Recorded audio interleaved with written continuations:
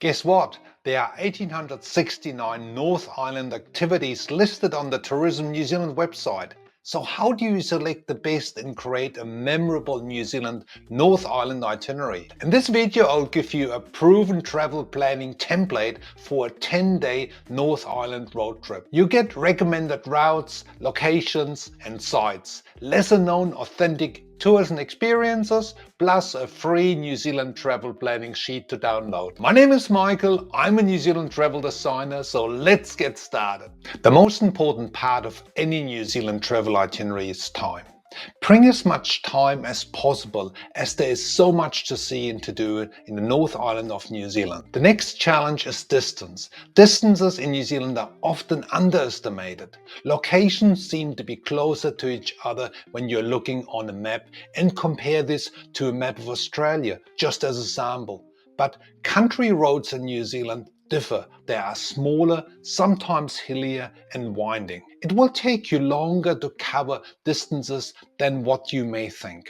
For that reason, Google Maps times are out by about 10 to 15%. Also, you don't want to rush through the stunning scenery anyway. I'll talk about the individual travel sections later in this video. This video is about to get more interesting, so keep on watching. The first and most important planning step is to select dates and locations. We'll look into that in a minute. This will be based on your interests and what you want to do and to see. Feel free to download my free New Zealand travel planning sheet in the description box below. This will help you greatly when setting up your New Zealand holiday. So for this itinerary, let's assume that you're interested in nature experiences like hikes and walks, outdoor tours, culture and good food. In the description box below, I have also listed the itinerary details with additional information links. These include maps, hotels, tours and transport options. Now let's look into the details. Take a look at this handy online itinerary with a map and more details.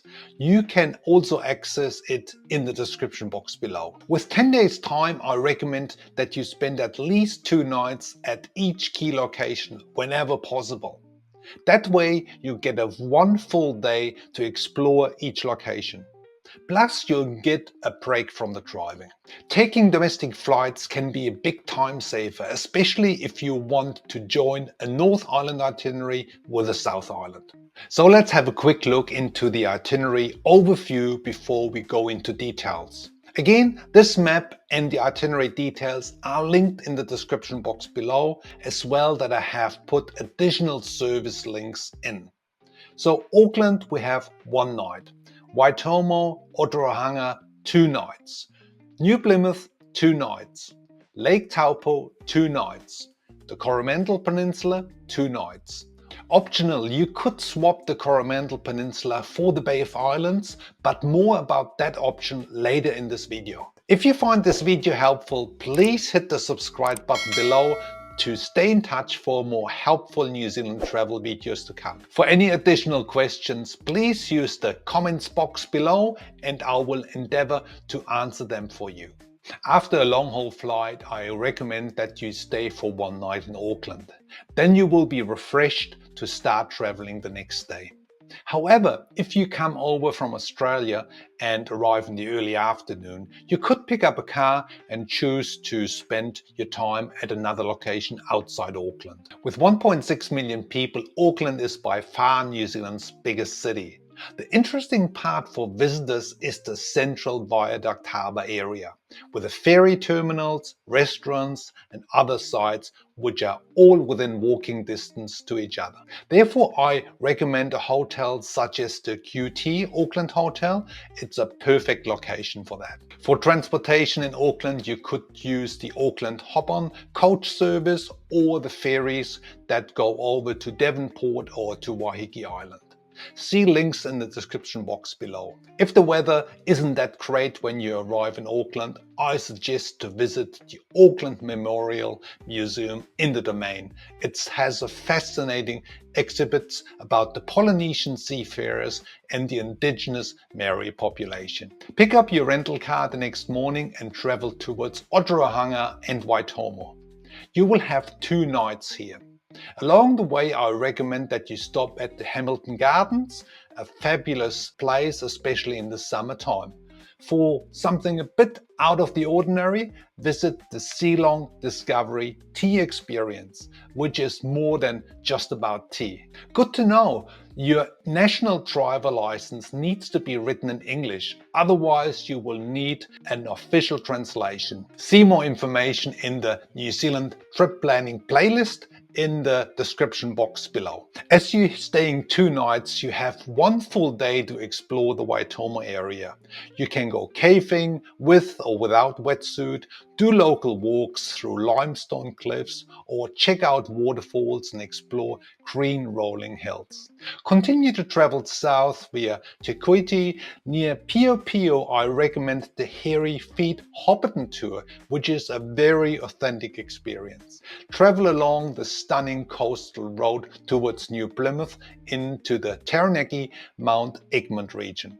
This place is so underrated. Beside the stunning lush green national park with its endless walks, there is a very vibrant cafe and restaurant scene. Plus, you'll see arts and crafts. By the way, this region has one of the best surfing spots in New Zealand. From New Plymouth, you will be traveling via the Forgotten Highway into the central North Island part with the Tongariro National Park and Lake Taupo. As the name indicates, this is a rather special area. At 𝗥𝗲𝗹𝗁, stop at the famous pub and check out the local passport requirements. You'll find out what I mean with that. The township of Taupo is a great base from which to explore the region.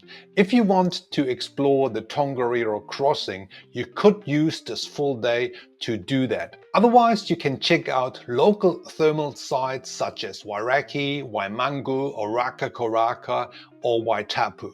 Also, don't forget the Hooker Falls. After Taupo, travel north via Rotorua before continuing to the Coromandel Peninsula. You might have time to do a tour or even a visit to the nearby Hobbiton village. In Rotorua, I do recommend the canopy tours. For the Coromandel Peninsula as well as the driving options to and from Auckland, I have done some more videos. Check out in the playlists in the description box below. Again, you would spend 2 nights on the eastern side of the Coromandel Peninsula before heading back to Auckland Airport, which is around about 3.5 hours drive. From here you could fly out to connect with a domestic flight to the South Island.